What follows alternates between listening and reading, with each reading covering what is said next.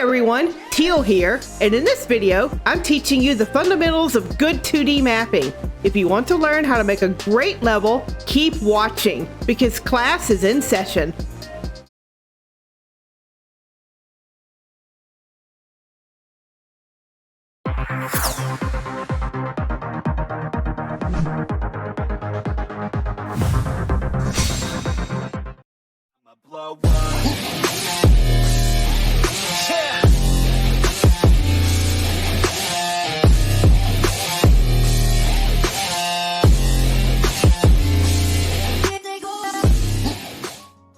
Hello everyone, I'm Steel. And I'm Teal. And we're with Studio Blue. Thank you for joining us for our Creator Classroom. Tonight's topic is Basics of 2D Level Design. Hello Graceless, hello RPG Emma, and everyone else. If you're watching us live, please give us a follow and consider subscribing. And if you're watching us on VOD on YouTube, please smack that like button, click subscribe, and ring that notification bell with tender loving care. Let us know in the comments section what you think about this. Teal, 2D level design, that's kind of your specialty. Yes, it is. It's something I've been doing for a number of years now. Yes. And I just wanted to point out that this is not a tutorial how-to kind of workshop. Hey, all right. Ah! Graceless, thank you so much with the gift sub for KV. We really appreciate that. Super awesome. Super duper awesome. And hello, KV. But as you were saying, Teal, this is not a tutorial. This is not a tutorial. This is not a how-to, a mechanical, technical thing. This is it's a thought process. It is a theory. It's mostly theory. Theory intensive, yes. And so that's what we're going over. If you want tutorial or, how to do something in a specific engine like RPG Maker, you're going to need to go to another workshop. There are a gazillion tutorial videos out there that you can find. Drifty from Driftwood Gaming does really good ones. You could watch Fallen Lorelei, Echo. There's just a lot of good ones out there, but we're teaching you the theory behind it. Now, we are going to go over a map, but that's just to show you how the theory works in practice. Right. And the reason we're teaching this is because we feel that, and we've learned this from a lot of the stuff that we've critiqued, people don't understand the theory behind what 2D level design is and why the way it works. So this is not going to be a very long classroom, but it's going to be very in-depth. So let's jump in, Teal. Yeah, let's do this. So the purpose of this presentation is we're going to go over the theory of 2D level design, start to finish what it is, how exactly it works. We're going to discuss different things you need to consider when you're building a 2D level, whether it be for a 2D side scroller, map down, it doesn't matter. Right. Then we're going to walk through steps in designing what it takes to actually make these. And we'll review some points like triggers and zones. Those will change depending on the engine you're using. But then we're going to go to a quick BRB, and we'll go to a live example with Teal, where Teal's going to go over a map she created for the Rosenhart RPG Maker MV demo that we put out about 2 years ago. Right. And she's going to show you how all of this ties together for the creation of this. Now, with all of our creator classrooms, if you have any questions, ask them at any time. Both Teal and I monitor chat. If you want to throw out a suggestion or a thought, go right ahead as to. This is an interactive classroom. So let's just jump right on it. Okay. I'm giving the lecture, by the way, because Teal's going to be doing all the work later. Yeah, right. I get to do all the work. So what is 2D level design? In a game creation sense, it's using only the X and Y plane to simulate a 3D reality. And that's the really important thing is back in the day when you had your, even back like with Legend of Zelda and Super Mario Brothers, they were using different things like the background scrolling at a different rate, or the rocks set up on the Zelda map a certain way, with Link kind of going up into a little surface and then vanishing beneath it to simulate a 3D world. If you want to go all the way back to like Atari and games like Defender, Pac-Man, those were truly 2D where it was 2D for the sake of 2D. They had no other way to make 3D. But nowadays, 2D is used to present a game in a way that it feels like a live world, but you're restricted to 2 axes. Right. It has a much, much, much more limited perspective than 3D. The two most common, of course, being your top-down, like we just talked about, Legend of Zelda, most RPG Maker games, and a side view. Castlevania Symphony of the Night, Super Mario Brothers World, those are the two most popular ones. So you have to do more with less. You have to create a fully fleshed out level with less space to work with because you don't have an access. No, you don't. Now, there is a thing called 2.5D. What all 2.5D is 2D that uses layering to pretend like it's 3D. And it's not. There's a stark difference between the two. 2D games are also going to be more impacted by certain constraints. Constraints that 3D games just do not have. We're talking like from the art of the level to sprite movement.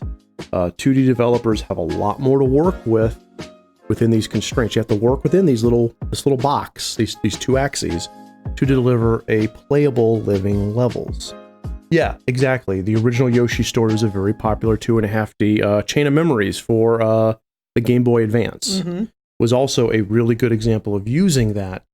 But think of the old arcade games like Ninja Turtles or the Ninja Turtles Beat 'em Up or the Simpsons Beat 'em Up that use an example to have scaling pretend like scaling was moving in and out of the foreground. But it's not. It's you're not moving in and out of the foreground. You're making something bigger or smaller. Right.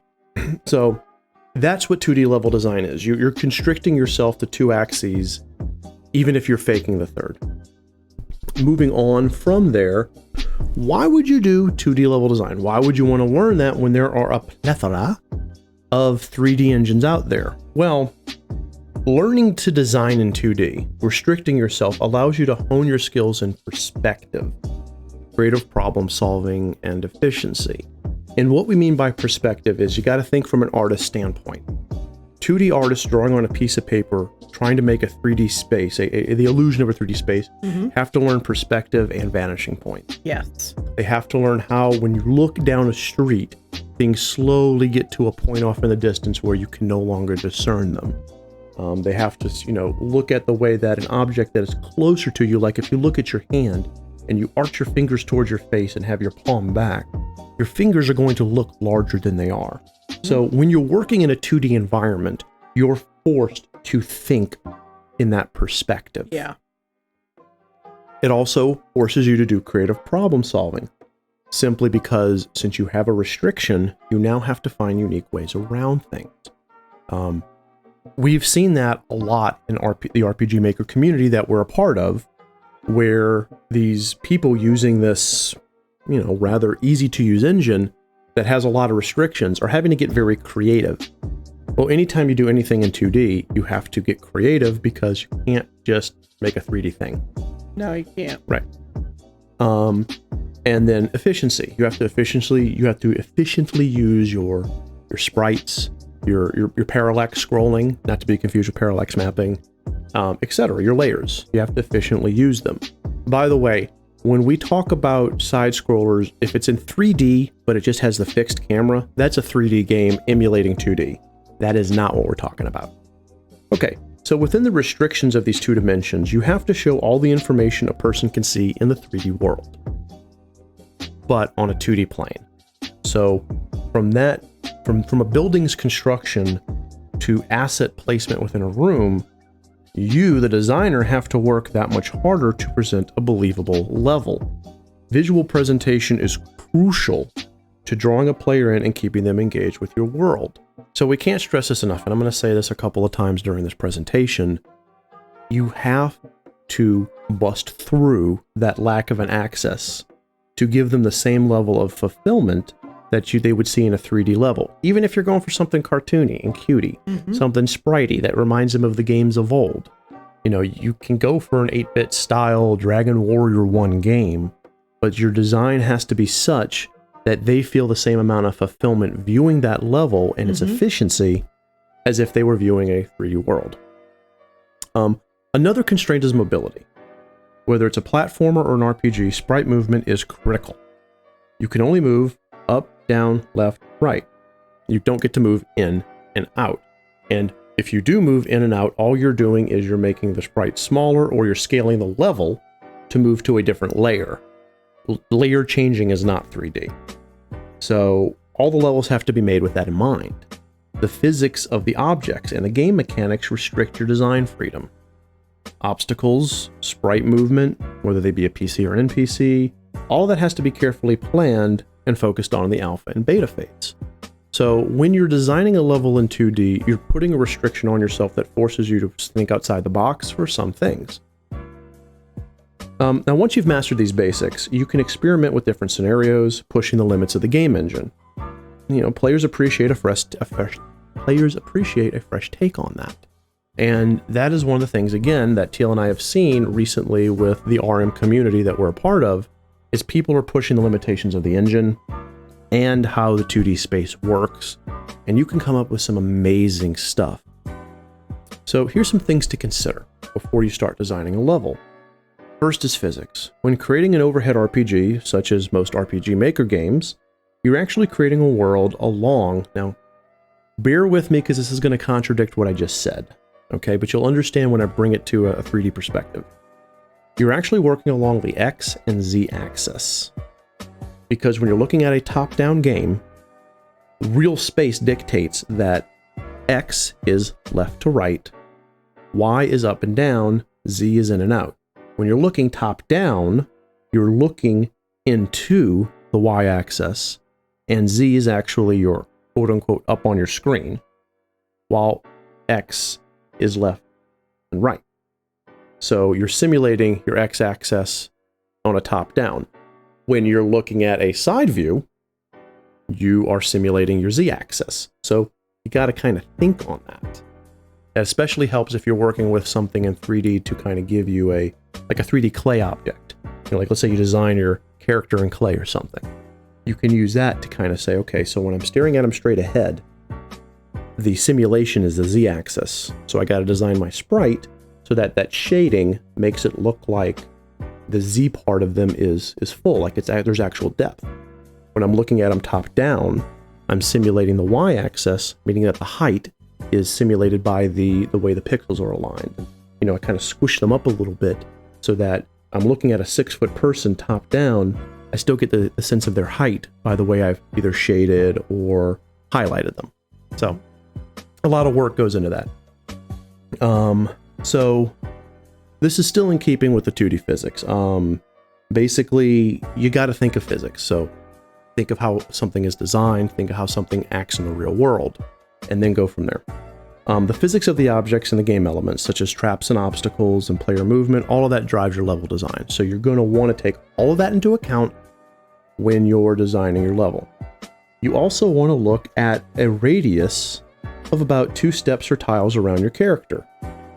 You want to have some information there. You want to have something be there. You don't want to have your character be an island. I mean, unless you're having a level where the character's on a flat platform and he's in limbo and it's part of the story, you don't want to have the radius around your character be completely empty. You also want to have the radius around your character configured to where, you know, where's those boundaries? Where does, like, the Mario sprite, you know, that little area around them where it's a hit detection. You need to consider those things. Mario's hit detection is pretty tight. But then you get a character like Link. Hey, hey, Rythane, welcome to the stream. No, we had a great time with your game. Fantastic time. We're here right now talking about the theory of 2D level design. So we're designing in 2D. So think about that. Link's hitbox, Link's radius is larger than Mario's because you have to figure that sword popping out. Think of the Link to the Past on the Super Nintendo. Right. So there's more of a detection, more of a radius around Link than around Mario, who just hops on stuff and throws fireball. And then lastly, bigger does not mean better. Okay, a small, tightly made map in 2D with pleasing aesthetic and a strong sense of direction is going to be considerably better than large, epic, attractive maps. So when you're creating your maps, you want to use as little space as possible to tell as much as possible. Mm-hmm. And that's actually the case with everything 2D and 3D, but especially the case in 2D. Okay, so your first steps in level design. Let's just go through a typical level design process. And this is really important because so many people skip step number 1. Okay, first, write out your level in either a list or paragraph form. So it could be like a bullet list. It could be paragraphs. Just write it out. Write down, Charles enters the haunted house foyer through the front door. There is a cabinet to the left that is creaking slightly. The window shutters to the right, currently locked. The door on the far end is only slightly open with a foul mist coming through. Things like that, use your writing skills. Or you could create it in a list, Charles enters foyer. Bullet list 1, creaky cabinet to the left. Bullet point 2, shutters tightly locked to the right. Door on far end, creepy mist. Just things like that. You've got to write it out. This is before you haven't put pen to paper. As far as a map goes, you haven't opened up your engine.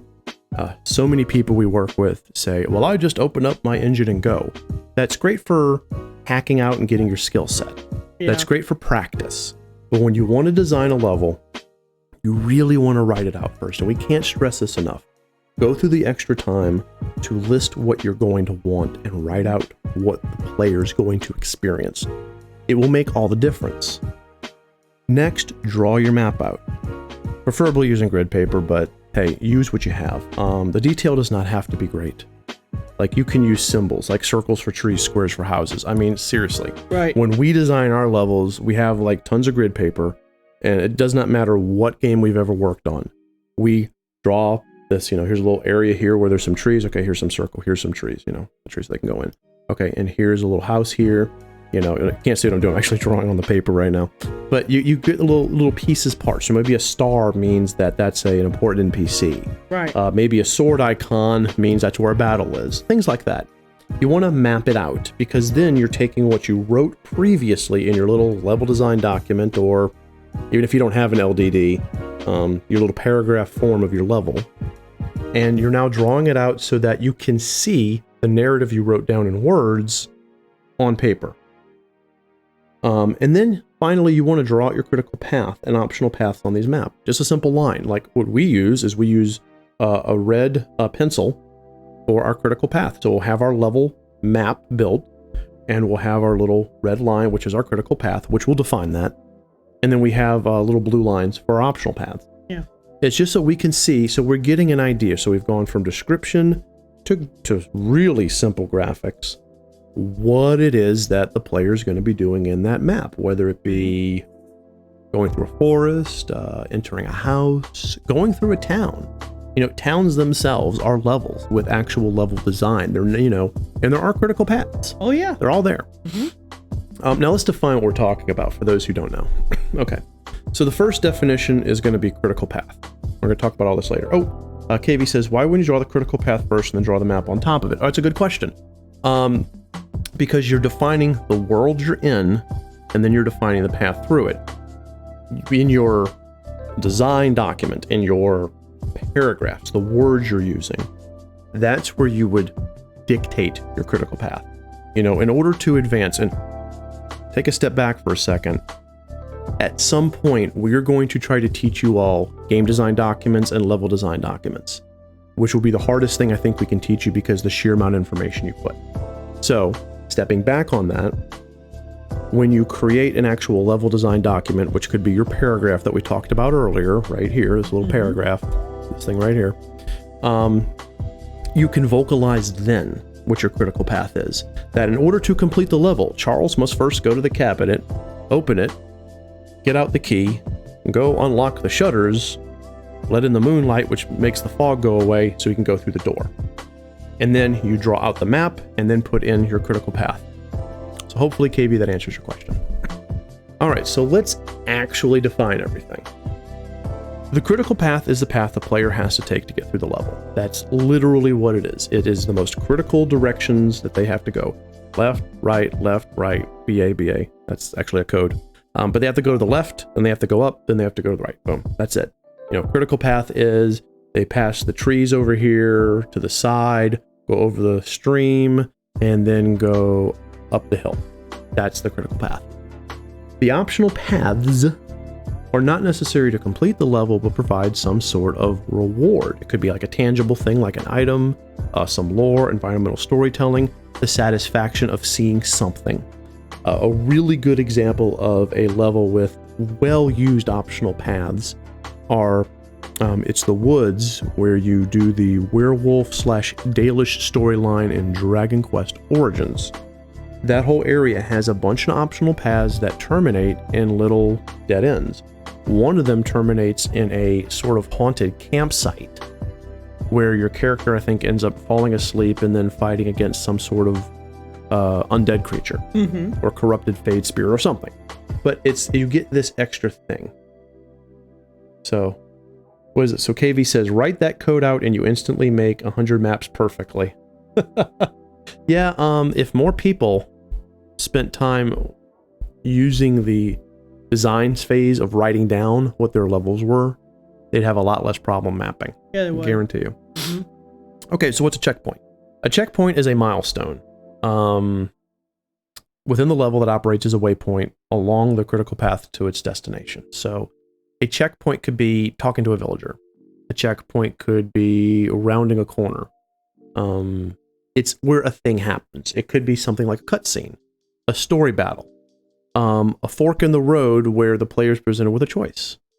Anytime the player hits some sort of a milestone on the level itself, Mario Brothers uses frickin' Mario Brothers World, Super Mario World, uses those little halfway points. That's a checkpoint. Yeah, it's a checkpoint.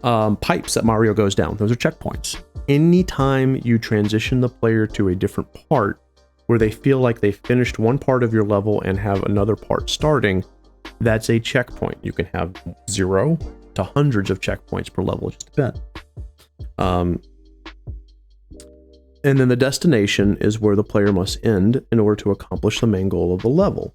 My favorite dungeon in all the Final Fantasy games is Kefka's Tower, because it's a constant number of critical paths, optional paths, checkpoints, and you're switching between your 3 parties. With the final destination, of course, being each one on the special little marker that brings you up to the top to fight Kefka. So you have to keep those terms in mind when you're designing, so that you'll know where they're starting, where they're ending, and what they find along the way. Okay, moving on. These are the next steps in level design. So first, now we're going to be referencing stuff we've already done. We're going to be referencing creator classrooms we've already done. Pick a color palette. If you have not watched our creator classroom on color theory, hopefully I remember to put it in the description of the video for VOD, watch it. It's very informative. Teal does a fantastic job of putting it together. And when you understand your color theory, then you can pick a palette. You can also do the visual creator classroom that's on visual elements, visual themes. Either one. Right. Both of them preferred. And I'm not just saying that for the views. They really kind of complement each other. So pick a color palette based off your graphical theme. Put the two together. Decide what your main and accent colors are going to be. Is it purple, like we saw in some of Rythane's tonight in Amneron's Legacy? He used the purple palette perfectly for some of his levels. It was perfect. So decide on your main and accent colors. Oh, wow. Hotep subscribe. Dude, courtesy thank you. of Thanks Miaca. Miaca 710 for my sub gift. Oh, man, lots of love. That's awesome. You guys are amazing. Thank you. Welcome to the stream, Bubba Hotep. Miaca, if you're watching, we love you, stream mom. Okay. So once you decide on your main and accent colors, either use a warm or cool color temperature to set the mood. Cool usually means more foreboding, distant, sometimes scary. Warm generally means more inviting, but it can also mean industrial and terrifying. Yeah, sure. So color temperature and all that matters, but we're going to break away from that and talk about shifting your primary colors along your warm and cool spectrum. Evoke emotion. So color. That's the first thing you do. So you have all of this stuff down. You have your little map made with your critical paths, etc., etc. Pick a color palette. Trust me, it's going to save you in the long time once you get down to making your level in your engine. Modify your assets. Okay, so if you're working in the RPG Maker engine or Game Maker Studio or even Unity 2D, it doesn't matter. Whatever 2D engine you're working in, you're going to be using assets. take a look at all of your assets, lay them out front to back, all of them, and modify the sprites to fit your color palette. Yep. Okay, so if you're working on a bunch of trees for a forest and your color palette is based off of orange because it's the middle of freaking autumn and all you have is green conifers, you're going to need to go into Photoshop or GIMP and do some changes. Yeah. And so you want to modify those assets. Again, one more plug. Please see our Creator Classroom on color theory and visual themes, graphical themes, for tips and best practices on all of that. Okay, next, after that, gather placeholder graphics. Super important if you're designing a lot of stuff. Using these makes it so much easier to change things in bulk. Now, you can even do it in the RPG Maker engine. There's a way to go about it where you have one tile set be your placeholders, and then you prep your second tile set with all your real graphics, and then you just switch your tile set later on. So you can cheat it. It's so much easier with placeholder graphics because it allows you to look and see what your level looks like from a map standpoint, and then add the pretty stuff in later. It's really easier to do that. Not enough people in the RM community, which we're part of, use placeholder graphics effectively. So now, moving on, point number 3, design the level in your engine's editor. So we finally got to even all this prep time. I've been talking at your asses for about 30 minutes, and now you're finally in your engine. Yeah. So all this proper prior planning prevents piss poor performance. And that's why it's so important to pre-plan your level. So now go into the engine's editor, pay attention to the critical paths, optional paths, places where you're going to put your triggers and zones. We will get to that. And how you use your positive and negative space. We're also going to talk about that shortly. So you're designing your whole level, get your whole level designed, then you want to test it. So be sure to test your level to see if those paths, critical and optional, triggers, zones, etc. work. See, the testing is going to be in steps. That's the important thing. Think of it as a cycle of testing while you're designing your map. Design the base part of your map and how your map actually is going to just function in its basest, rawest form. So your room with your furniture, placeholders, test it. Make sure it works. Then add in your next set of elements. Test it. Put in your triggers, which you in RPG Maker Land would know as events. Test those. Test one after, and always test after each major part of building the level. So many people, and we know this when we see the final product, they're not testing until they have the whole thing designed from start to finish, one perfect picture, and that's going to cause you nothing but heartache. And one of two things are going to happen. You're either going to tear your hair out because you have to fix it all, or you're going to say, meh, and you're going to show it off to people, and it's going to look like you don't know what you're doing. Yeah. You may have the most gorgeous, non-functional map ever. So once you're sure the level functions, replace the placeholder graphics with your actual assets. And like in the RPG Maker engine, you just switch tile sets. And then there's your level. Then you test it again. Just test it all over again. Start all over. Now we're going to move to our final steps. So now you want to add your triggers and your zones. Okay, you want to connect them all to levels events. You want to get your triggers and your zones working. And I actually am going to define triggers and zones a little bit later on. But anything that causes your level to be interactive is a trigger, a zone, an event. So after you've put in all your assets and you flipped them over and you're now looking at real trees and not placeholder trees, triangles on top of rectangles, once you have everything set, then add your triggers, your zones, your events, your interactivity, and connect it to the level. Just connect them all. Use placeholder text and animations while in your alpha as well. So if you have a part where the player goes up to the tree and takes out his axe and cuts it down, while you're designing and you're in that early alpha stage or your full alpha, just have, thwack, thwack show up on the screen. We know that you're going to replace that with an animation of him swinging that axe, and then there you go. Later on, you'll replace it with a real animation. You're just testing for functionality. Right then, ask the question, does that make all the breakable bricks in Mario triggers since they're interactable? Which Mario? Yes, they are. Yes. Anything a player interacts with is a trigger, zone, / event. It's interactivity. So yes, literally all of it. Yeah, all those bricks are triggers. Yes, all of them. They're tied to a piece of logic. To break it down to the most basic asset, the most basic speak, a trigger is any object in your engine that is tied to a piece of code or blueprint or whatever that causes logic to happen. So if an asset's tied to logic, it's a trigger. That includes bad guys. Okay. Repeatedly test. Test it over and over again. Test the logic, test the gameplay. You know, does your treasure chest only open if you approach it from the bottom? And was that intentional? Did you make it so that if the player runs away from a piece of combat, runs away from a battle, that suddenly they're stuck against the wall until the enemy moves and they're drawn right back into combat? Was that intentional?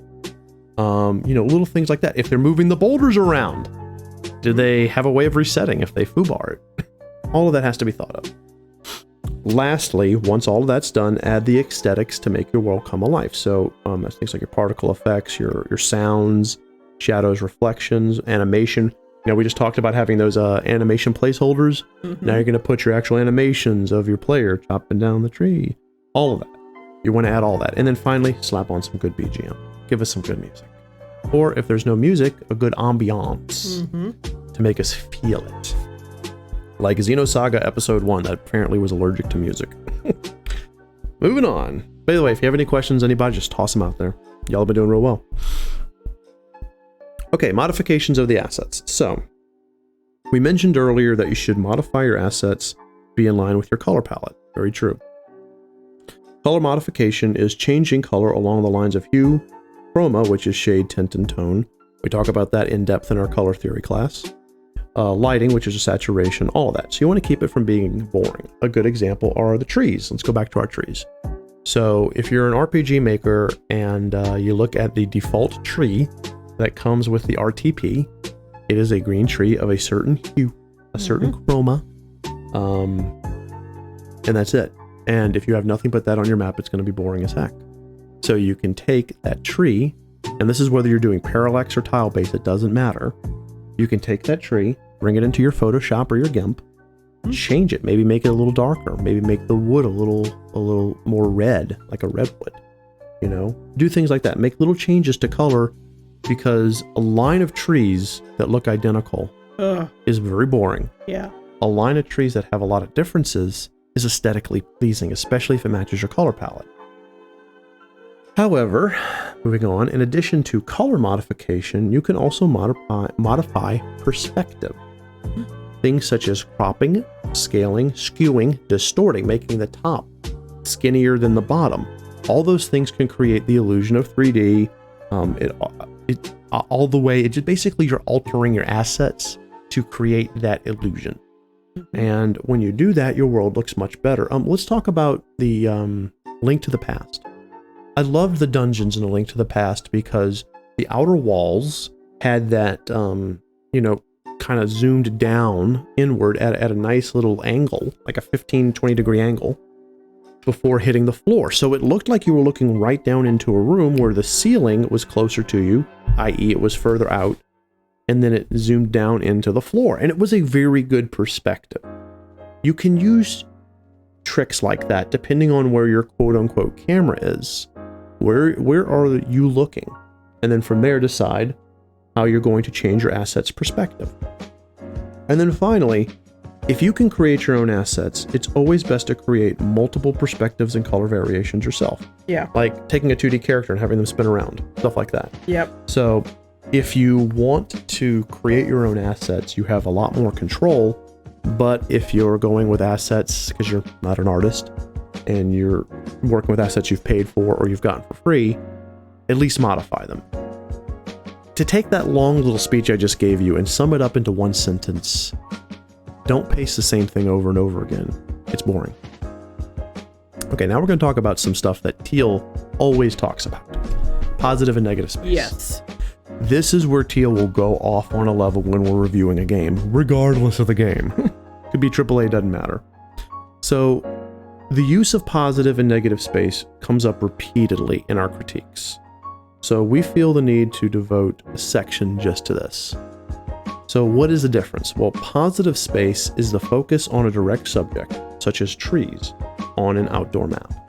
that's positive space. So if you look at a forest map, the trees that define areas, whether it be a cluster, a tight cluster, or sparse meadow, that's your positive space. Now the negative space is the area directly around that subject, i.e. the emptiness between the objects. So let's go back to our meadow example. If your meadow is a line of trees and the trees are tightly packed, tons of positive space, and then you have this big empty literal nothing where it's just grass, that's when Teal calls out negative space, pointing her finger, shaking wide eyes of doom. Yeah. Because it's annoying. It looks very unreal, very fake. Again, if you're going for some kind of limbo thing where your character's standing in the mists of nothingness, that's different. Then you would add in some nice mist particle effects and you would make it look like they're standing in, the afterlife or whatever. But most people aren't doing that. And you can't fall back on that as being your excuse for negative space. A really good example in the Adventure Link, where you meet the flute ghost boy in the light world. It's a glade. It's a little meadow with trees around it. And in the center is the little stump where the flute boy is, and he's playing the flute and the animals are around him. But all around are little flowers, little pieces of grass, little things, little mushrooms, little rocks. It's a living meadow that has a lot of stuff in it. So each of those pieces, like the tree trunk, the trees, the rocks, don't have a lot of space between them where it's nothing. Yeah. So they've taken care of their negative space. Hopefully that helps you guys, because I know we talk about it all the time. So hopefully it helps put it in perspective. So here's the important thing. You have to achieve a balance between the two for visual harmony. So don't think that you want to fill up your map, okay? Because too much positive space in the map looks cluttered. Cluttered and busy. Way too busy. Too much negative space in the map looks empty, sparse, and boring. By the way, if you feel like this is a lot of work, it is. If you feel like it's impossible, it's not. It literally just takes practice. Just keep practicing. You will get your harmony, trust me. You got to keep doing it. Please note that the balance does not mean equal distribution. Like, for example, it's not harmonious to have a line of trees that are equally spaced 10 pixels apart. That's boring. That's uniform. Uniformity is boring. Don't do that. Move it around. Make some trees bigger, some trees smaller. Make some trees darker. Make some of the big trees darker and some of the big trees lighter. Some of the small trees lighter. Yeah, some of the small trees lighter. All of it. Right, all of it. Keep varying. The break room in Sayaka. Bubahotep, I'm not sure. It's been a while since I've played that game. But I'm guessing that's an example.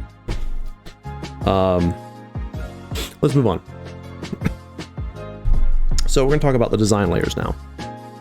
These are the most commonly used layers in 2D mapping. Now, the wording that I'm using is arbitrary, except for like the base layer and the interactive layer. But these are arbitrary words we've picked out based off our experience, but you're going to understand where we're coming from. Okay, first off, the base layer. That's the ground, the roads, dirts, anything that's painted onto the ground. It doesn't get messed with, it doesn't change. Any animation will be played on top of it if the grass is wavy. This is just what's there on its flattest, lowest level. Then there's the water layer, which is rivers, streams, lakes. They can be part of the base layer. You can have water there. You can have water technically below it if you want to use some weird kind of parallax thing. You know, where the water moves at a different speed than the ground, or the ground is superimposed over the water because the water's animated, if that's the way your engine is constructed. Remember what we said earlier, 2D mapping requires you to creatively problem solve. So if your engine forces you to put a layer of water first and then put the ground on top of it so that the water is animated, the tile animation happens, then you have to think outside the box when you're planning your level. Yeah. If your engine allows you to put the two parallel to each other where they're on the exact same level and they're part of each other, and then there you go. You got to know the engine you're working in. Yeah. Then there's the object layer. These are impassable objects that make up part of your map. These would be things like your tree trunks, roxes, ledges, cliffs, crates, house foundations, etc. The bottom of a column. Those are things that the player cannot pass through. In RPG Maker Land, those would be called impassable sprites, that kind of thing. Then the next layer would be the overlay layer. This is everything that adds onto the object layer but the player can pass behind. That's things such as trees, signposts, upper part of a house, tops of bushes, etc., etc., etc. You don't actually need to know parallax mapping in order to do that in the RPG Maker engine or any engine. You just have that tile denoted as the player can pass behind it. And you could do some really cool things with the overlay layer.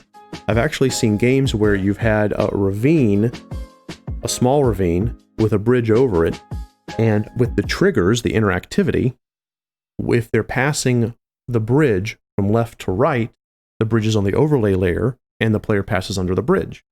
But then when they hit the bridge from north and south, a different thing triggers, it shifts where the bridge is on the layer, what layer the bridge is on, and they walk on the bridge, going over it. Yeah. So you can easily do that, like super easily, and it makes your map look amazing. It simulates 3D, which leads me to the last one, the interactive layer. Anything the player can interact with, such as treasure chests, doors, NPC switches. This is what you have this is the event layer in RPG Maker for all of you watching who are part of the RM community. So to kind of tie all that in, using the layers appropriately to simulate 3D, the closer you come to 3D, the better. Yeah. That's good level design. Oh, thank you. So Boba Hotep has a link. We'll look at it later, of course. All right, so we talked about this earlier. Triggers, zones, and events. So this is all the logic, the interactivity. So triggers are single points of interaction, whether it be a space or tile that the player walks on. Something they activate through either a button or key press, or something that activates through touch. So a trigger is a single point in which the player can interact with the logic of something and cause it to happen. And it doesn't have to, it could literally be a floor switch that they hit that causes something. It could also be an invisible panel they pass over that the player can't see, but when they touch that tile or space, it triggers a cutscene. All of those are considered triggered. They're single points of contact. Zones are areas of interaction. They can function in one of three ways. They can turn on when a player or a character enters the zone, and then they stay on. So they enter it once, it's on, and whatever logic it processes, that's it, it's on. They can turn on when someone enters that zone and then turn off when they leave. And then, so the first one would be like a player walks into a room, the lights turn on, and they stay on for the rest of the game. That would be the first one. The second would be they walk into the room, the lights turn on, and when they walk out, the lights turn off. And then there's the third one. They can turn on when someone enters, stay on when they leave, and then turn off when the zone is entered again. In other words, it toggles. That would be the player enters into a room, the lights turn on, they leave, the lights stay on. Then when the player enters the room again, the lights turn off, and they leave, and the lights stay off until they enter again. Right. So you have three things. You have basically permanent, so off to on forever, or on to off forever. That's your first kind of a zone. Your second is only when there's someone there is it on or off, and then toggle. And then events. What are events? Events are pieces of game logic, such as scripts or codes that run when a player interacts with a trigger or zone. In the RPG Maker engine, events take the place of triggers and zones. They're all called events. They're just called events. But an event is technically just that. It is, yeah, please, thank you, Bubba Hotep. An event is the logic that runs. So all the stuff we just talked about, that's your actual logic, and that's your interactive layer. Okay, so now we want to polish this sucker. So we want to polish those level with our beautiful aesthetics. So we have particle effects. That's important right there. Particle effects. They add dazzle and realism to your level, but don't overuse them. And a lot of people do. A lesser number of impactful particle effects will do so much more than saturation. A really good example of it done right that we saw tonight was the torches in Rythane's Amneron's Legacy. Yes. However, he was only using just enough. If he had used more than what we saw, we probably would have said there's too much. Granted, he probably wouldn't have done it just because there's an engine hit, but that doesn't matter. If we saw like more torches, we would have said there's too many. And you can do that. Now, particle effect systems in 3D engines are not the same. they work differently because those are like all your effects. This is things like floating orbs, flame effects, wind effects. Don't overuse them in a 3D engine. One, you'll bog down your engine. I mean, a 2D engine. One, you'll bog down your engine. Two, it's distracting. You won't be able to see what's happening on screen, and at a certain point, the brain won't be able to process everything. Yeah. This next one, we could turn an entire creator classroom on over it, and that's sound design, ambient, and proximity. So ambient sounds add life to your level, but only when they're appropriate level of volume and are kept lower than the other audio. So ambient would be things like your crickets in the background, crickets chirping, your wind, rain. It's sound of water. Water, right? Ambient dripping, like in the Chrono Trigger dungeons. Now, proximity sounds should fade as you approach, fade in as you approach the object, and fade out as you go away. That would be things like if you get close to a waterfall, you hear the waterfall, and then as you go away from the waterfall, you hear it less and less. So when you're adding them, and again, we are or a ticking clock. Right, we are literally truncating the heck out of what could be its own classroom. So when you're setting up proximity sound, consider how loud it is and how loud the source is. A waterfall is going to have a much higher radius because it's a lot louder than a clock. So a clock may only have about 3 tiles, 5 tiles, whatever, while a waterfall could have 40, things like that. And then finally, look at every object on your map, including the PC. If it makes a sound in real life, consider adding a sound in that game. Using footsteps is always good, but keep them at a low volume. So you want to have those objects mimic their real world counterparts. You want them to look and sound and act like how they would in real life. Should a chicken in your 2D game make little clucking sounds every now and then as it moves? Probably. A good little quiet proximity. That would be a lot. Do you want to have a room full of chickens clucking your head off? Of course not. Of course not. As always, use moderation is key, and use your best judgment. More polishing. Shadows. Shadows add necessary depth to a 2D map. And then they can be added to the base layer for mobile objects. They could be added as part of the sprite itself for moving objects. And they're essential to a good level. They really are. They can be anywhere. They could be literally anywhere. They could even be over the player. Yeah. In fact, as you'll see when we get to our sample map, a shadow over a player creates the sensation of darkness when you don't just want to darken your whole level by turning the tone down. Reflection in 2D design usually means water reflections. Okay, that's what reflections generally mean. They take a lot of work to pull off. They make your world look more alive. There's plugins in RPG Maker that do that, but overall, if you can add a kind of light level reflection to your ponds, to your water sources, so that when the player passes on a bridge over a river, you kind of see a little bit of them underneath it, or as they cross over a mirror, cross in front of a mirror, they see a little bit of themselves. That adds a ton of realism to your world. Do it if you can. And then small details like footprints and opening animations, like the guy opening the door or handing a package to someone. They do more for your map than bright flashy graphics. The little things add up, and you don't think that they're important, but when we play games, whether they be a 3D game or someone's RPG Maker game, the more time we see those little things add up, the more attracted we are to the game itself. Yeah. Than if, oh wow, crashy graphic here. Awesome thing where a sword flies down from the screen, hits the ground and says, "Quest started." That's not going to impress us.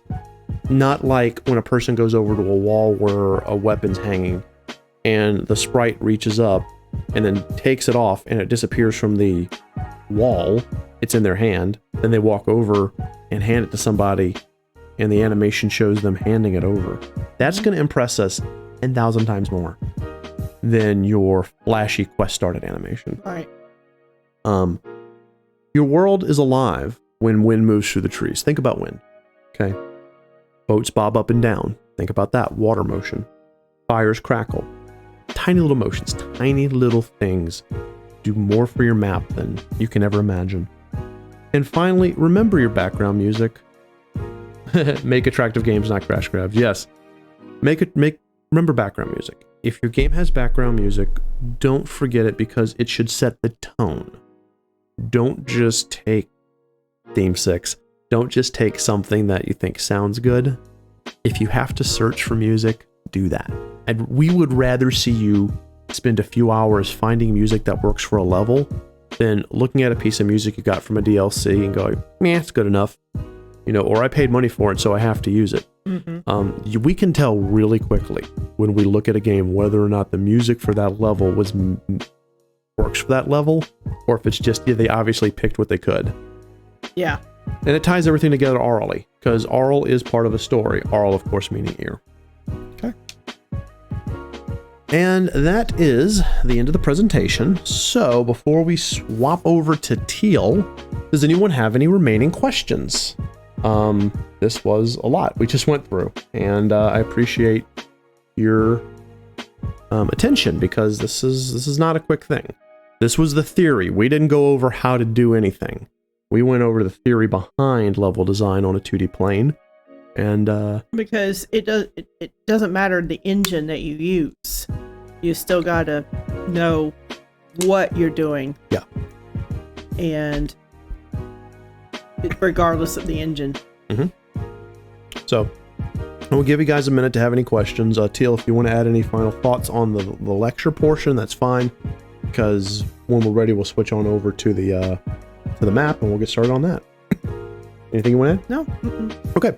So we're going to go to a BRB real quick. It'll take just a minute. And when we come back, Teal's going to go over a sample map. So we'll be right back. And we're back, everyone. Hope you're doing well. Hope you're doing well. All right, so you may recognize this if you played the RPG Maker MV demo of Rosenhearts. This is Twinkle Tweez Twee, and we are going to show you how Teal created it. There's two examples of it. This is the nighttime variant when the characters first arrive, the rainy time variant. This is the rainy variant. And then there is the light variant, which is later on when the rain has stopped. You're going to see that it's basically the same map, and Teal's going to show you how she made them. I want to draw attention to the fact that the shadows are a little different, and that the lighting, of course, is very different. Right, between day and night. Right, so Teal is going to go ahead and click on Photoshop, and she's going to start walking you through this, and if she has any questions, of course, I'll help. Oh, hey, Realtron! Ah, we got Realtron. Thank you. 9 months! Dude, God, 9 months. That is incredible. There's nothing I hate and love more. Hey, I like Vocaloid. How are you doing? I hope you're doing well. Yeah, we're doing our classroom on 2D level design. Love the music, by the way. Yeah. All right. Go ahead, Teal, and begin. If you have any questions or need any help at any point, let me know. Okay. We did Vocaloid, and we really enjoyed it. Right now we're in the middle of a lecture, but we'll talk more about it later, if not this Friday. Thank you so much for recommending that artist to us. Okay. So, in order to, this is the first thing I did when... Thanks for stopping by. When creating a Twinkle Tweez tree. And I'm going to probably stumble over that. Twinkle Tweez tree. Yes. Okay. So I started with this base layer. Right. This is just a simple wood tile that I copy pasted. Yeah, you exported it from RPG Maker. I exported it from RPG Maker. Right, so that was actually created in the RPG Maker engine. I think she just took like a regular size map. Right here. Filled it with that tile, exported it, and brought it into Photoshop. That's what I did. Yeah. So I exported that, and then I obtained the map sketch from Steele. Right. He had a vision for this scene and for how the tree, the inside of her house, was going to look, because of it was being driven by the scene and what the girls were going to be accomplishing there. Right. So he actually sketched it out, and that's what I used to build this. Let's go to raw materials. Okay. So I used these materials here to put that room together, and based on Steele's sketch. Okay. Right. Let me go ahead and hide these. Right. Okay. Then what I did was, where is the cutout? There it is, right here. Okay. This is the basic shape of the map that still sketched out for me. I painted the entire screen black. Then I used the marquee and lasso tools to cut out the basic room shape. Based on his map, he wanted a large living area because that was where all the action was going to take place. And then we added a small bedroom over here because Twinkle Twee, she sleeps somewhere. Right. So we just had a little bedroom area off to the side. Yep. This, of course, is the entrance where the girls come in through. Now, keep in mind, guys, this is a parallax map, but you would follow the exact same concept, just doing things differently if it was a tile map only. That's right. Yeah, I was parallax mapping. Right. I need to mention that. Right. Okay. So let me now, after I got the basic shape, then I created the wall outline. And this is defining the actual space of the room. And if you notice, on the north side, right the here, wall outline is higher than the floor. Yes. Because she's taking into account that that's the wall part where, you know, that little black mass below the wall outline is where the wall is actually going to go. That's right, yes. Right, so she laid that out with the understanding she was going to add wall beneath it. So after creating the outline, then I actually created the walls. And now this looks more like a solid basic room. Mm-hmm. These wall panels, I filled in the wall with them. These I rotated 45 degrees, and I also used the skew tool so that I could simulate this perspective of a curve going from here to here. Because it's very difficult to actually create a circle, a curved space in RPG Maker MV. So this was the best that I could do, because obviously this is supposed to be a tree. But I think I did a pretty good job of simulating a round space, round walls. So that's what I did there. The next thing I did, let's go to furniture. Okay. This, you'd think this is the bulk of the work, but this actually isn't the bulk of my work. Although a lot of thought and sweat goes into the placement of the furniture. Notice how the furniture is color green. Remember when we mentioned color palette, right? Right. You'll see more about the color palette when I fill in more of the floor assets, but I had in mind a certain color palette, and it's pink, blue, and green. Green, of course, was the main color because this is a tree. So you have the brown wood and you have the color green. And then I thought my color palette would have accents of pink and blue. So using green, pink, and blue, I based all my assets around that. So the majority of her furniture is this green color. This is not part of this base asset set. I actually went into a separate part of Photoshop, and I made this color, and I tweaked it. I came up with the hue, had the chroma, which of course is shade tint and tone, and the lighting, which of course is saturation and brightness. So I adjusted all that to get this final result of the green furniture with the wood grain. It was very important to keep the wood grain in this, and not oversaturate it to where it looked more plastic. Right. I tweaked that a lot. And the asset that I chose, the pack, had this. It's a country cottage look. Yeah. And that's the overall theme, design aesthetic I was going for. Right. Is a country cottage. Right. So that's why I picked the furniture and the packs that I did. Right. Please understand, Teal is still working off my design and my notes. However, what you're seeing here is also the result of years of us working together. For example, on the map, I did a circle where the dining room table and chairs were, and I just said dining table and set. Right. In the area off to the left where the sofa and the two chairs are, I just said living seating area. And then up in the upper left-hand corner, I just simply made a little rectangle, and I said cabinet and bookcases. And then I said as a note, make sure there's a path to get behind it all so we can put a treasure there. Yeah. Right. So what you're looking at is the result of us, of course, knowing how each other thinks, but also me adding in the verbiage she needed to go through this. She didn't really come to me for this one asking for me to clarify things. No, I didn't.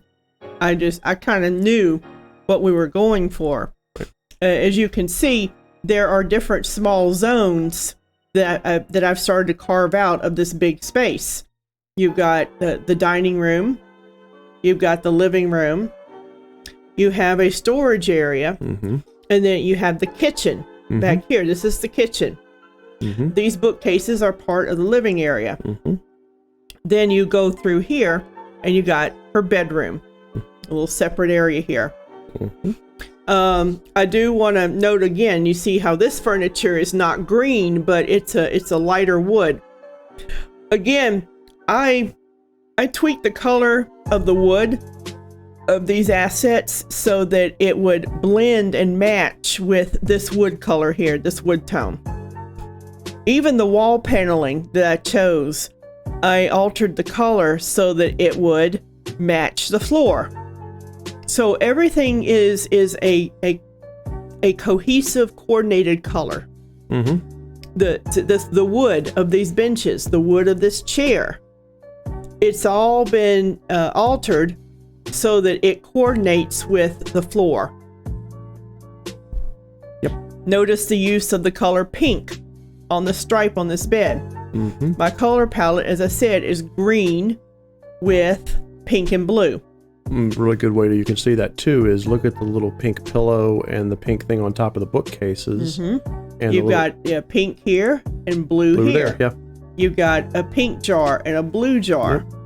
This treasure chest, you see some pink jewels on it.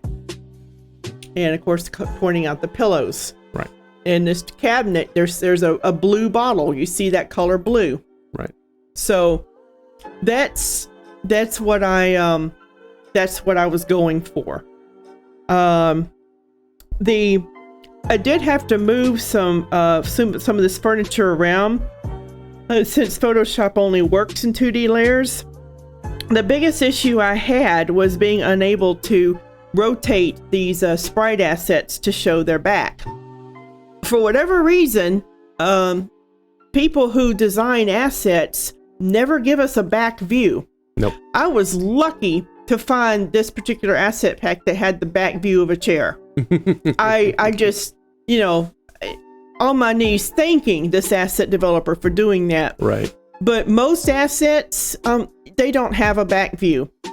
And to me, it's just not realistic to just have to 2.5 or 3 walls of stuff and then nothing.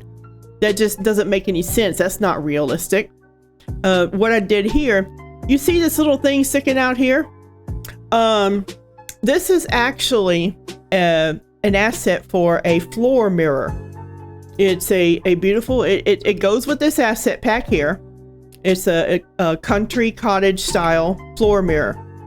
And if I was to lift it up out of here, it's the front of the mirror. Right. So yeah, what I did was I just chopped off the top of it, put it here, and it looks like it's the back of something. Yep. And I believe we even have one of the girls come in here and comment, oh, it's a floor mirror. Yep. I can see myself in it. Mm-hmm.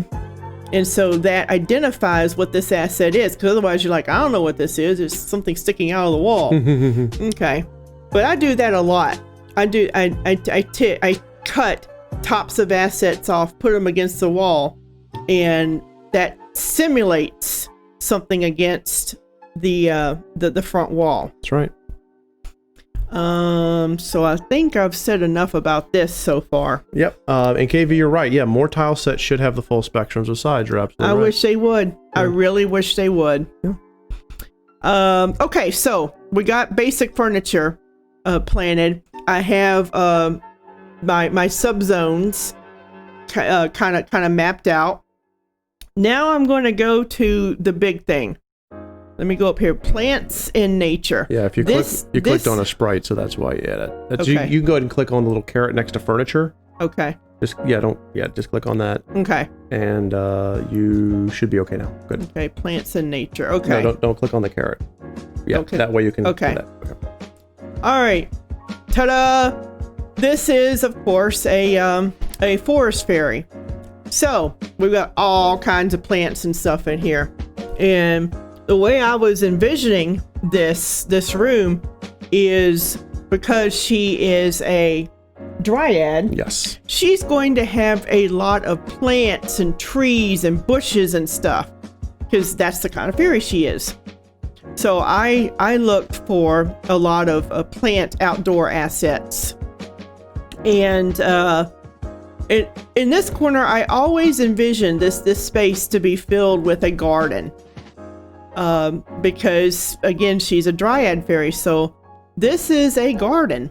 She's got a fountain, and there's different bushes. I got lots of little mushrooms and flowers, and you can see different toadstools scattered throughout the place, because I love toadstools. And you see the colors of green with pink and blue. I've got that reflected in the plants.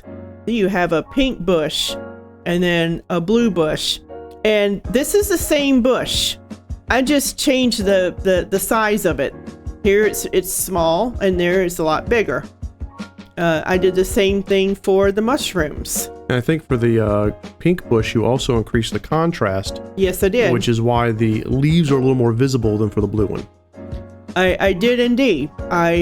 I had to increase the contrast on that, because as I was working with this, the blue turned out very well.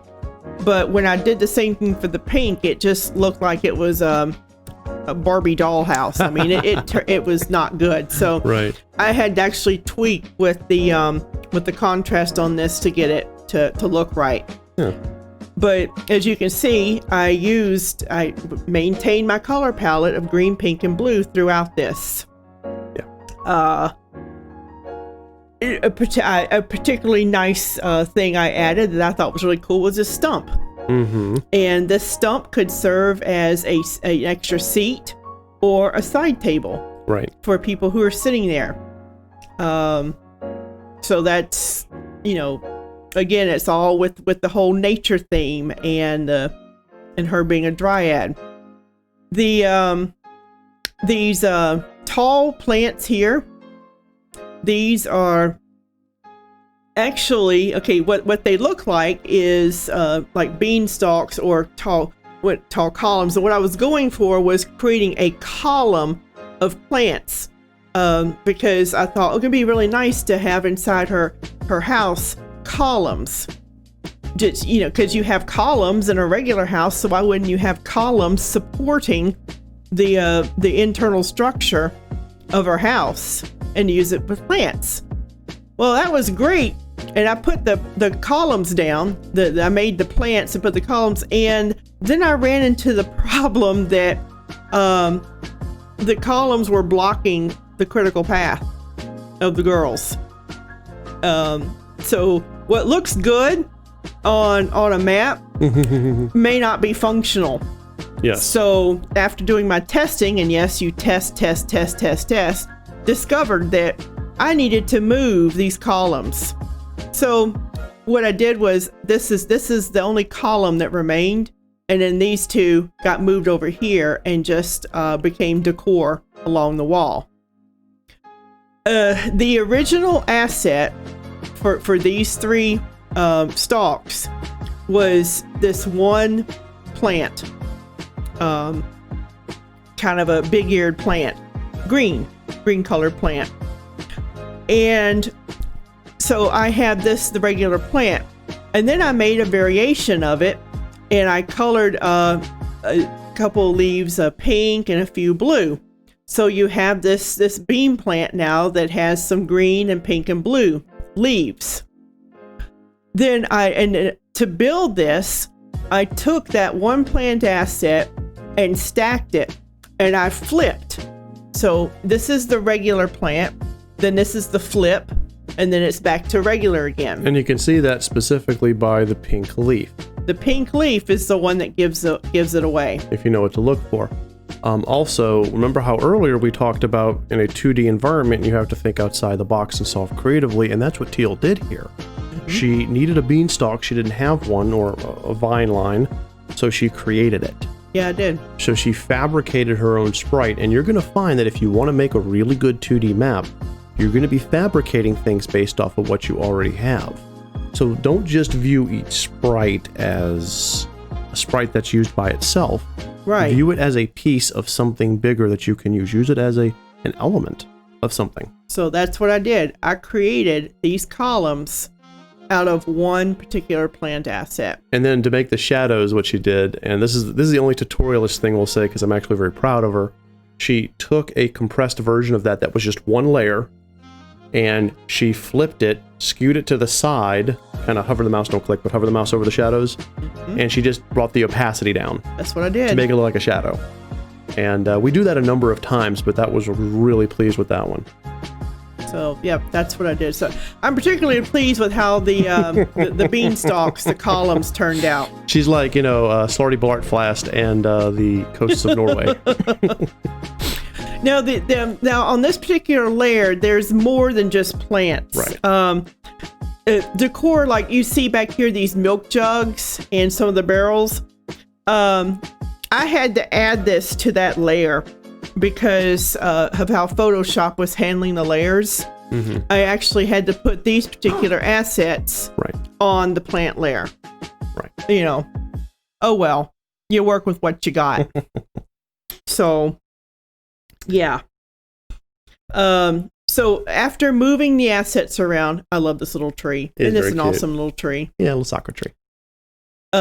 Here is I opened the paths that the characters will walk are now clear of objects. So you come in from here, and you can walk here, all the way to the wall, looking at bookcases.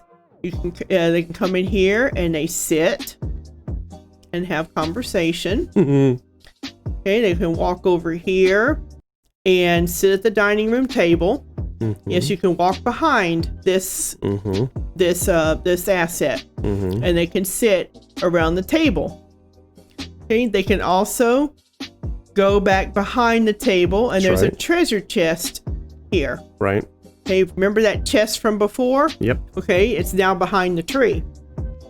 And then, lastly, they can walk, because Steele wanted this to happen. They can walk back behind here between these assets and these assets, and they can walk all the way back to the wall because there's a hidden treasure chest right here. Right. And then of course walking into the bedroom because have a clear path again.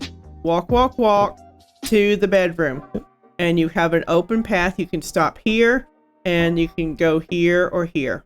Yep. So that's keeping those open walk paths. We discovered that through lots of testing. Yeah. I had to move furniture around and things like that. The first iteration of my map had a lot more going on. And it was a lot harder to navigate. And the poor sprites couldn't navigate it. Yeah. Okay. Yeah, so like I said earlier, you're going to test during creation. Test constantly while you create. All right, let's go to the floor decor. Okay, right here. Okay. So I wanted to fill in some of this empty space. My purpose was to break up all the negative space, and so you can have more balance visually. So I put a bunch of this is like flower petals and plants and stuff. So it kind of looks like, oh, just kind of walking in from the outside, and you have a little path here. Yeah. You can go here, or you can go there. Yeah, you see what she did there was she used the decor to actually start to show the critical paths. That's right. Critical path and the optional path. I have, these are kind of like rugs. Yeah. I made rugs of plants, and this is just individual little flower plants, and I put them together. Okay, so I have all that, and this kind of simulates sitting in a glade. This is like a little glade. You got the stump and everything. And back here in the bedroom, you've got kind of a mat here, so you can. This is her dresser. I made this like a dressing area. So they've got the dresser, and you've got her full length mirror. So there's the like the carpet for her to stand on as she dresses, and then the bed is on a bunch of flowers and stuff. It's you know, but just she's sleeping on a bed of flowers, and it smells really nice in there. So that's as you see, I filled in a lot more of the negative space. Yep. With the floor decor. And after doing this, you see how bare the walls look. Okay. So that's the next thing to tackle is the wall decor. So going with the whole plant theme. I've got ivy and vines on the wall. Some of it's partially covering the window, and that's very realistic. I have windows. I put windows up so that the sunlight can come into her space. And the idea, the aesthetic is shafts of sunlight coming in through the forest trees to hit the forest floor. And I found this really cool vine asset, and as you can see, I changed the colors of the flowers. Yep. So I have different colors. Again, what have you got? Pink and blue. What else did I? Okay, on this wall here, notice how this wall is skewed, right? So I had to do the same thing with the ivy. This right here is this ivy asset. Yep. And I just rotated and skewed it along the wall. And with the window, the stained glass window is the same thing. Which KV says that they like the angled window. I just want to say that the angled window being stained glass was all Teal's idea, and when the lighting was added, we ran with it. Yeah. Steele did not have a stained glass window in the original sketch. Nope. I found that and added it, and I thought, oh, how nice to have a thing of color coming in. Yep. This is very fairy-like, so that's what I did. And welcome to the stream, Fox. Okay. So now we have a room that has individual little zones, and it is decorated and has a good balance of positive negative space. But there's something missing from the room, and that is the things on the ceiling, because this is a room, and you're going to have a ceiling. Right. So let's go to ceiling decor. So I finished off the background decor by adding ceiling lanterns. Yep. And as you can see, keeping with my theme of green and pink and blue. Yep. So the lanterns are getting into my next the next design thing, which is lighting. Right. But that's kind of the bridge between putting the physical assets down and building lighting is my little lanterns. I do want to say that Teal used the same concept for the dining room scene by adding a chandelier. Yes. So yes, I did. She used the same methodology that she used there and here. Yes. Okay. And lastly, we want to make this into a believable, realistic living space. Like somebody lives here. A person lives here. Right now, what you've got is a very pretty set. Right. This is a movie set. Right. So we want to put in surface decor, what I call clutter. Mm-hmm. I added a lot more decor onto the surfaces to make this world look even more alive. And the fact that this is set in the Victorian era emphasizes a lot of surface clutter, because the Victorians were notorious for filling every single available surface with stuff. It was a status symbol. Bric-a-brac, statues, tea sets, Things. oh my god, doilies, hand crocheted lace, stuff like that.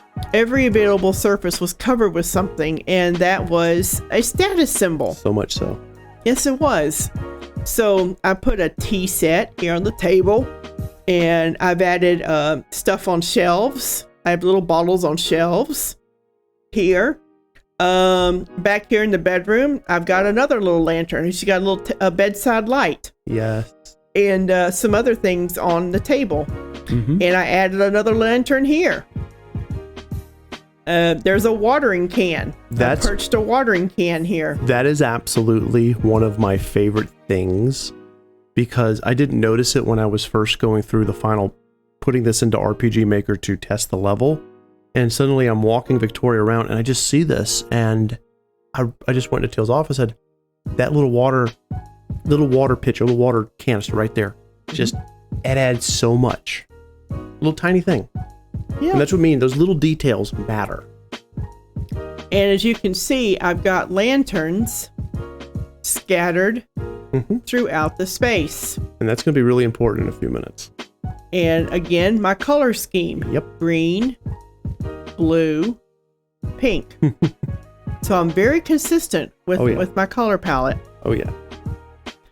All right, so let's talk about our ground shadows. Okay, rainstorm. Here we go. So when the girls first enter into Twinkle Twee's tree, it's nighttime. So the shadows in here have to reflect that not only is it nighttime, but the only sources of light are going to be these lanterns. So the shadows have to reflect that. Yep. So Teal built the shadows knowing where the light sources were going to be, because she already put the physical representation of the light sources, which are the lanterns. We haven't built the lights yet. No, we have not. So the order that she went in, and we recommend this order, is she put the light casting object first, which in this case would be a lantern. Right here. But you could do a torch or a brazier. Right here. Then she built the shadows, and then Right she built there. the actual light effect itself. Right. So you can see right here. Here's the lantern, the light source, and there's the shadow behind the chair. The methodology is completely different in 3D. Very different. Yeah. So that's the shadow for the nighttime. Now this also has a daytime scene. So after the rainstorm. So let me uncheck that and check. This is the daytime ground shadows. And as you can see now, the shadows have shifted because you have light coming in these windows on this side. Now all the shadows are here. See that? Here. Here.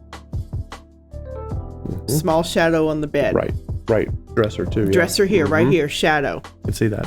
So, right here. Yeah. Shadows behind the barrel. Yeah. So again, repeated the whole shadow process for daylight, but with the light sources being the window and doorway. Right.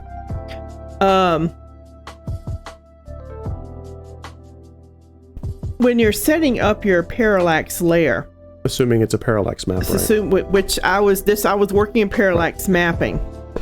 Right. You want to pay particular attention to where the characters can walk behind. So Right. let me, where is that on here?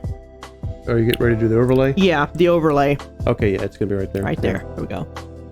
So it's not going to show anything until you unclick. The map. Right. Uncheck map. There we go. Okay. This right here, this layer.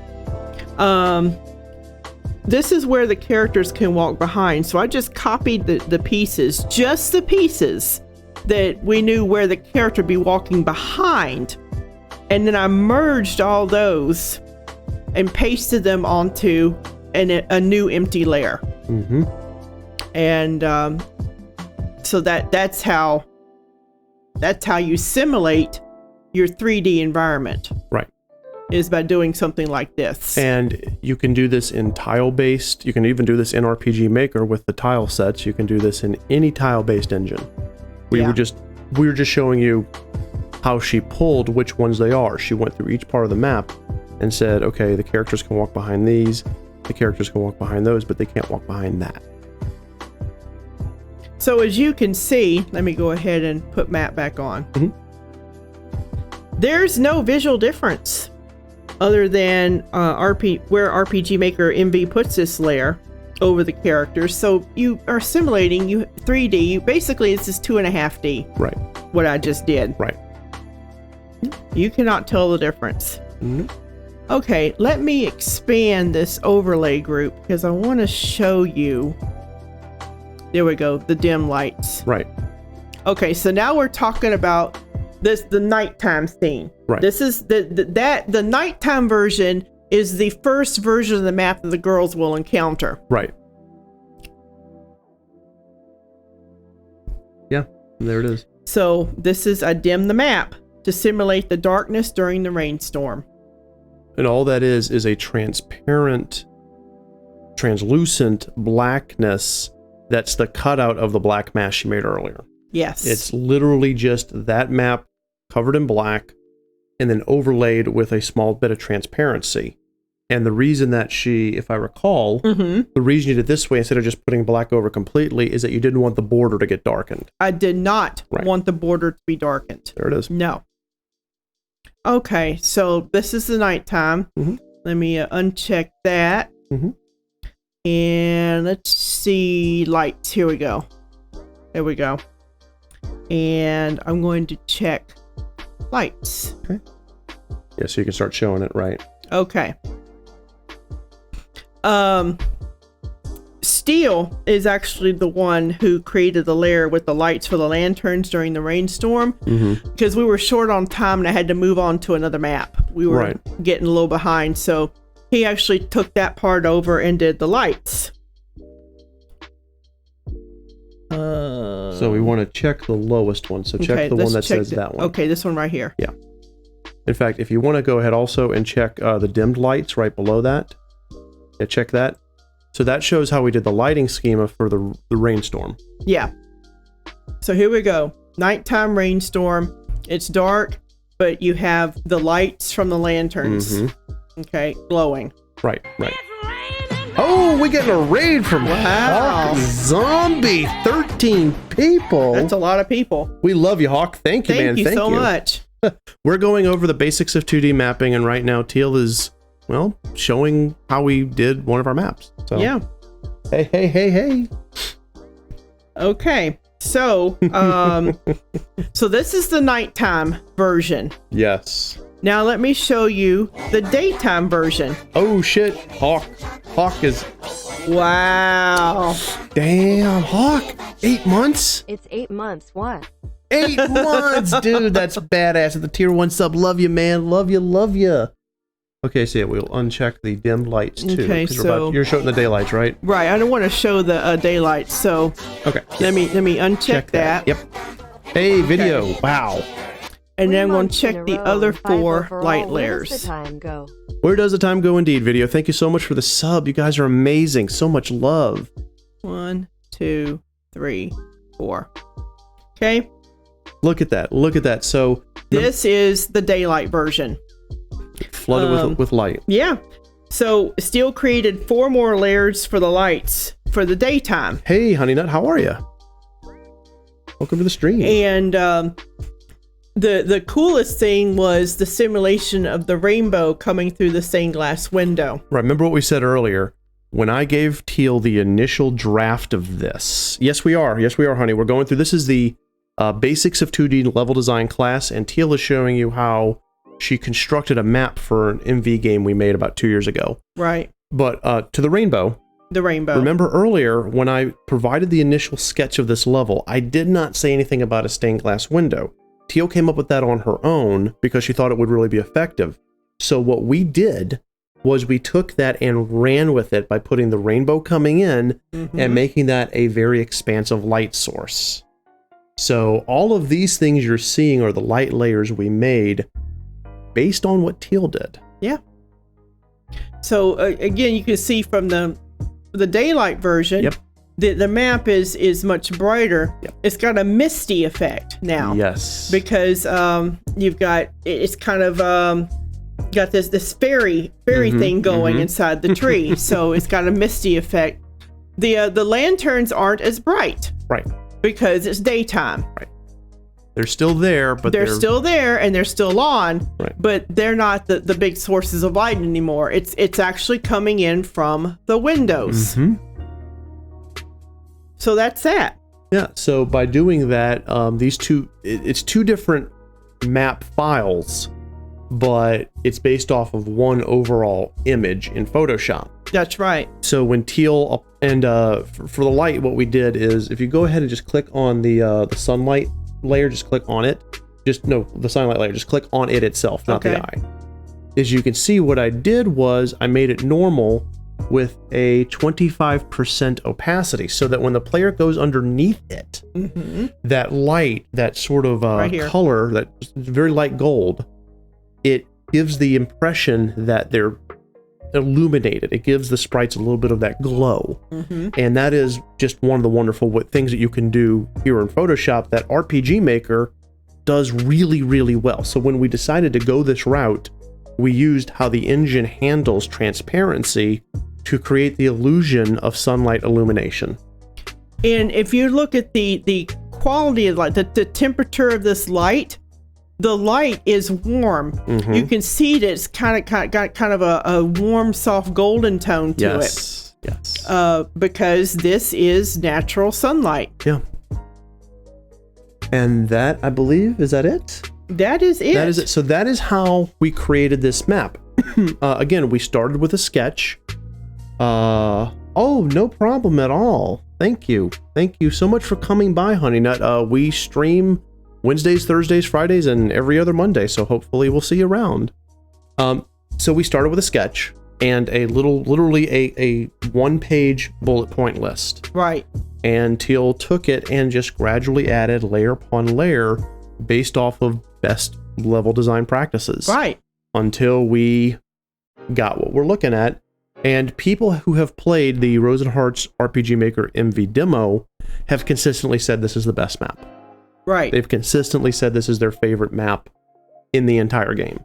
And that's good. I mean, because this was the one, I mean, they all had love, but Teal really put love into this. Yeah, I put a lot of love into this map. This is my favorite map. Yeah. I had a lot of fun working on this, and I put a lot more sweat into this one because I did so much tweaking and changing of the assets to match my vision for the color palette. Yeah. And it really paid off. It really did. It really did. We're gonna have fun making this one in 3D. Yeah, obviously 3D, the map, it's not going to look anything like this. It's going to be different. It's just going to be a different layout. The spirit will be there, but the spirit will be there. Yeah. Yeah. So RPG Emma, and by the way, guys, at this point, since we're done with this part of the workshop, feel free to ask questions. I'm going to go ahead and if I can just see the the mouse for 1 second. I'm going to put up the finished photo of this. Yeah, let's put up the finished photo. The finished photo. So here is the finished photo of the daytime version. And I can swap back and forth between this and the nighttime version if you guys want to see. Is that big enough? Okay, well, let's do this. So there you have the two versions if y'all want to look at it. So RPGM is asking a question. By the way, if anyone has any questions, now is the time to ask them. How do you get that map into MV? Yeah. So very brief parallax mapping tutorial.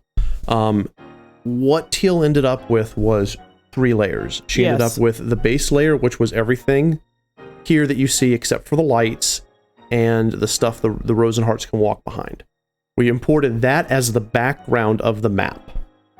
Then using the parallax plugin, which I think it's Galv, we brought over that overlay layer. Let me show you the overlay layer. We brought over that overlay layer, which is just hold on a second. This right here. Yeah, so that layer. We had this, and we brought in that, and that's the background of the map. That is like so you have no tiles at all, This just is what MV is showing in the background. Then you use the parallax plugin, and it locks this in place as an overlay layer that the player can walk behind. Mm-hmm. And then you lock this in as a light layer to create the light effects. It's really simple to do. Parallax mapping in RPG Maker, MV, and I'm assuming by extension MZ, is extremely simple. It just takes a lot of work on the Photoshop side, but the final part where you bring the map into the engine and create these and create the maps like that, it's super easy. Yeah. It's really, really quick. If I had not been the one who was creating the lights, from the moment Teal was finished to the moment that I was testing would have been 5 minutes. It's that quick. Yeah. It took me a little longer because I was actually building the lighting schema first for the nighttime, and then for the daytime. Right. All right. Any other questions before we call it for the evening? Because this is going over the whole thing, the whole basics. If you're just joining us either on Raid or if you caught us late, catch this on the VOD because we go over the theory for the first half of this, and then the second half is Teal showing you how the theory was applied to make this map. Right. We'll leave questions open for about another 2 to 3 minutes. If we don't see any, we'll go ahead and call it. Teal. Yes. You love level designing in general. I do. You don't really have a preference over 2D or 3D. It's just what you're trying to accomplish, right? It's what I'm trying to accomplish, yes. Hey, thank you for the follow. Oh, we got a follow. Cargo Room. I love it. Love that name. Oh, thanks, man.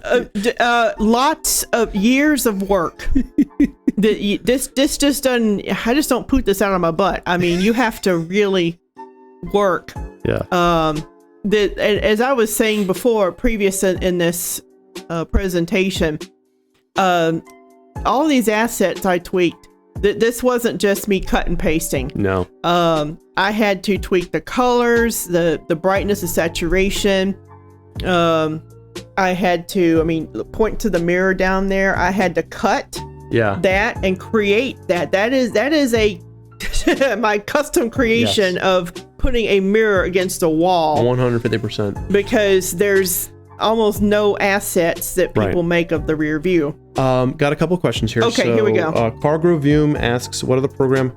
Yes, you can use GIMP just as effectively. The interface is different, and we found it hard to learn, so we just pay I think it's like $10 a month. I've been working in Photoshop for years. Literally. It was something I was comfortable and familiar with, so I just use Photoshop. But you can also use Paint.net. I say Paint.net. Yeah, PaintNet. You can use that as well. Anything that allows you to work in layers will allow you to do what we're doing. Yes. You just have to be able to work in layers, and those layers have to be able to have levels of transparency. You can technically fabricate everything else. KV's asking, I'm still trying to figure out parallax mapping. What did you do to bring the map into the game? As we said earlier, the base layer without the lights was brought in as the background. You're very welcome. Very welcome, Cargo Room. The base layer here was brought in as the background of the map with no tiles. No tiles. Then The overlay, which is what they can walk behind, like this vine, was brought in as a transparent a PNG. Mm-hmm. And then the plugin did the rest. I think it's called Galv's. I cannot remember if it's Galv or not. Orange it might have been. I'm having trouble remembering, sorry. But there's a Parallax plugin that does that specifically. And then it also allows you to create a light layer. Those plugins make your life so much easier. Yeah, Seriously. The map in Rose and Hearts for this, it's orange overlay. That's it. It's orange overlay. Thank you, KV. This is literally three PNGs plopped up on top of each other. Yeah.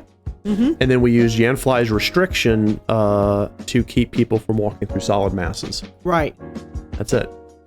Like I said, the actual development itself is super short. Super short. It's the work in Photoshop that this took Teal days to do. It did. And, and a good chunk of that was me modifying the assets to fit the creative vision. Like having these be green, like she said earlier in the presentation, because these are normally not green. Right. Unifying the color palette of green, pink, and blue. Mm-hmm. With brown as a neutral. This is Teal applying color theory. Yeah. The creation of this, tossing that out there so that we have that pretty little rainbow effect. All of those are the planning, and then when you get it into the engine, it looks fantastic. Yeah, it does. So, any other questions for anyone out there? Oh, and let's not forget we're focusing on visual, right? But level design is also oral. Yes, thank you. And if you see that fountain down there, yes, it's a constant little water babbling noise. It's a fountain noise with the water, the water falling. So yeah, it's proximity. Mm-hmm. So we have that, and I think we even have some bird song in there every once in a while too. If you get near here, if you get near right. If you get near there, you hear the bird song. I don't think there's anything else. We have sort of ambient in the background, a little twinkle in the background, but it's very, very low because the music is there. So yeah, the music is there to fill in the silence, but I do have the sound of the water. Water here, birds here. And during the storm is an ambient, but the thunder and the rumbling gets louder if you're near a window. A window or the door. So, you can use that. Although the technically that doesn't come out as much because during the storm portion, it's a cutscene. You don't actually have control of the characters. Right. But we did it anyway. We did it anyway, and see, sound is part of level design. Yeah. And if they ever come back and it's raining, then whoop. How are they so skilled? I love. Thank you. Thanks, video. We've been doing this for a long time, and we have screwed up. Sound design, yay! Absolutely. Please don't forget your sound. So honestly, we've screwed up enough to learn from our mistakes.